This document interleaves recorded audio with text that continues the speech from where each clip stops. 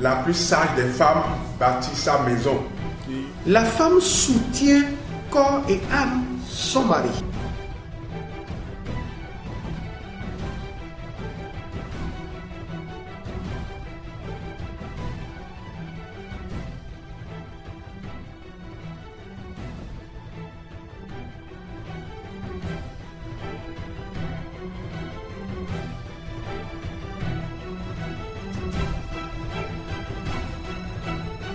Le premier texte de la circonstance se trouve dans le livre de Proverbes, en son chapitre 31, du 10e au 20e verset.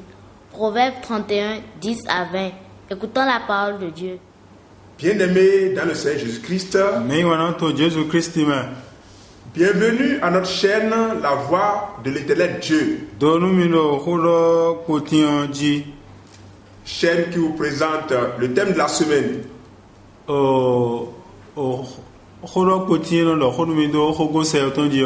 Ce thème intitulé La femme est un maillon essentiel dans la chaîne du développement d'une nation.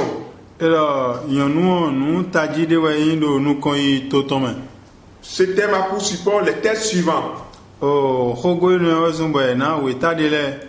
Le mercredi soir, nous avons Proverbe 31, verset 10 à 20.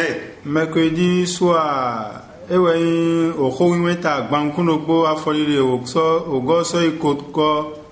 vendredi soir a pour texte Ruth chapitre 1, verset 15 à 19.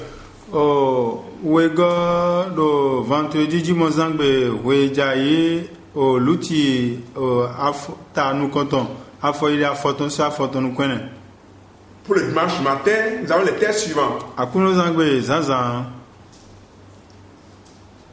Juge chapitre 4, verset 1 à 9. Et Matthieu 26, de verset 6 à 13.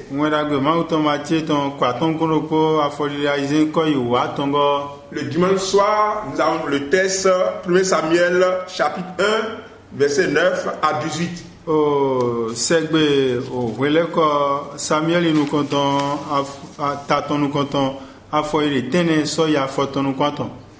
Ces textes nous seront lus par notre sœur Othniel Valdo Ramani.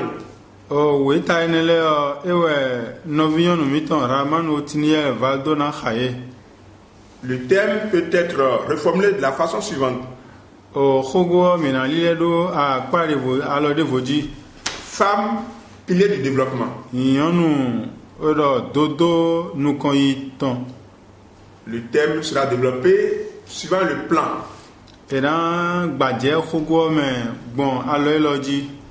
En introduction, nous dirons dans le livre de Juges, Déborah est une femme vertueuse, juge en Israël.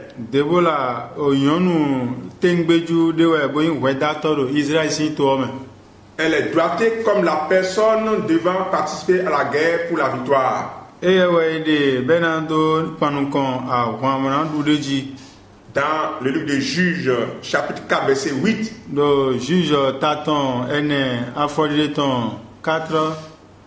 À 8. Juges, chapitre 4, verset 8. Le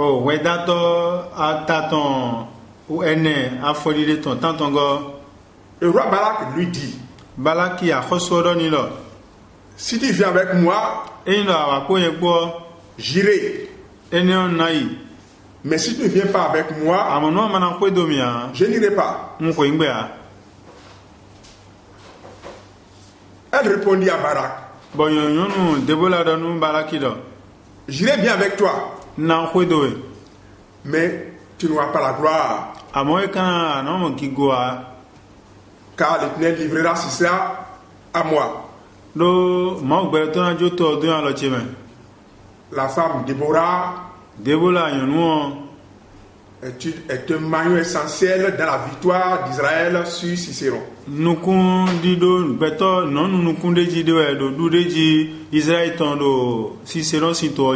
Le grand thème de ce développement sera présenté par le frère Agosu Ange Théophile.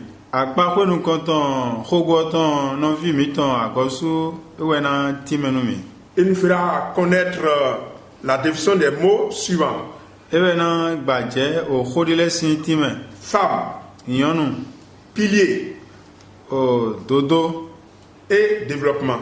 Bo nous koyi. Le grand 2 sera présenté par notre frère Raman Parfait Paulin. Akpa da ho wego Rogoton, Ewe non vi miton, Raman Parfait Paulin Timenomi. C'est l'origine de la femme. O Yonou, Fite Kagosi. En grand A, nature de la femme. Nous comptons Yonou si ni nommé.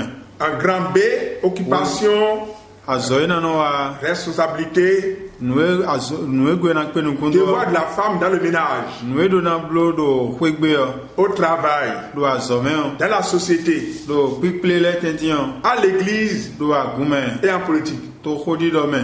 En grand C, Wego, il va développer les dérives de la femme mondaine. oh, Didio Masobé, Yonou, do Dinton Ledo. Le grand 3 de ce développement sera présenté par le frère Assomba Edouard. Akpa Hui Atongo, Daho, Hugoton, et Natime, Novimiton, Songba Edouard, et Natime. C'est éduquer une femme, c'est éduquer toute une nation. Et Kono Yonou, et Kono To, Dokboe. Ce développement comprend les parties suivantes. Oh, Hugoton, et Nan Badjeme, bon, alors, attendu. Dans le déroulement du grand 3, par le frère Assomba Edouard, Akpa Hui Atongo, Novimiton, Songba Edouard, et Badjeme. nous avons les subdivisions suivantes. Oh, et Mando, oh, Akpa Hui Lole. En grand A, le rôle de la femme dans l'éducation de la société. Nous comptons à Zoyon, Nawa, le Bigple les mains. En grand B, vertu spirituelle de la femme. Wego, ni nomme Yonton, le Big Bomen. En grand C, comment obtenir la femme idéale. Atongo, ne na blogum na mo yonu tengbeju. Et ensuite, pour finir, la conclusion. Benando klitana be klio. Pour le grand 1, Akpa Hui nous comptons. nous dirons que la femme est l'être humain du sexe féminin. Yonu o nous comptons ne. C'est l'adulte du sexe féminin. O meho o yonu, Akpa Hui yonu ton C'est l'être créé par Dieu pour être l'aide et l'aide de l'homme. E bleu po ma we bleu benando ya lo gonu sunuto. Elle est créée deuxième après l'homme. We bleu je yun sunugudo. C'est notre sœur, No vi yonu miton. c'est notre épouse, Asi miton c'est notre mère, no miton c'est notre collaboratrice. mais ko mi kuna no po Proverbe 18, verset 22. Proverbe afotonu kwanton afodide ton konukun Nous dit ceci: e donu milo celui qui trouve une femme me mo yonu trouve le bonheur. e mo dagbe C'est une grâce qu'il obtient de l'Éternel. o jomionde mo isi mawugon La femme qui craint l'Éternel yonu no di mawu hesio est celle qui sera louée. yonu no we na zesu na pakigoni Quant au mot pilier, nous dirons e ndo que c'est un support. dodonu nueji jinjon C'est un support important. o ndie boy na mo nu tajide boy si jodoa Si c'est une personne, on compte sur elle. e no gbadodo tuton On met l'assurance en elle. e no zejide meton lo jiton Parce qu'elle assure la stabilité de l'entreprise. bonu do azokwena do lido e na waso ene C'est le synonyme du maillon essentiel. ene o ndo taji one Quant au mot développement, eno minando adaglo nunu c'est une croissance. o kan vlo nunu de nu vlo kan nu klo C'est l'action qui découle de cette réalisation. ade jijo ton mero jijo ton me gosiwele Nous avons le développement spirituel, o nino me gbigboton nu kon igbigbo développement matériel, nu kon nu agba hom lo meton le me développement économique. ade nu akwe na doblo senu pleo La femme est en amont et en aval du développement de son foyer. Donc nyɔnu esi bɛ kpo ɖo nu kɔn yi wɛn do tɔn me gbe ɖe ya. Et de la nation. Mɔɖokpɔ nu kɔn yi to tɔn yi ɖona mɔɛ ɖe me.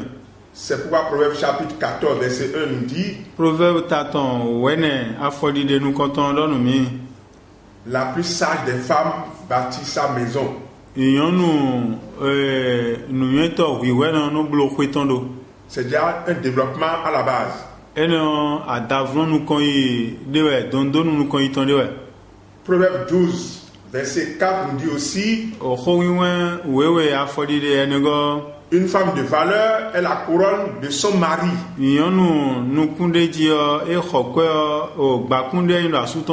Si déjà le foyer est en paix avec une femme de couronne,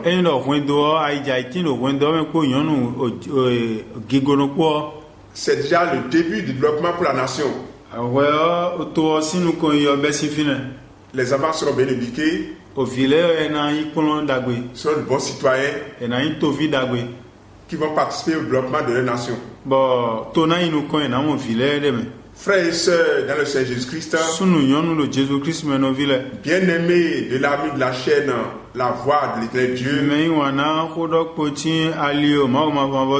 nous vous remercions pour votre attention. Notre frère Ramanou pour l'imparfait nous développera la partie suivante de notre thème. Que le Seigneur bénisse sa parole. Amen. Amen. Amen.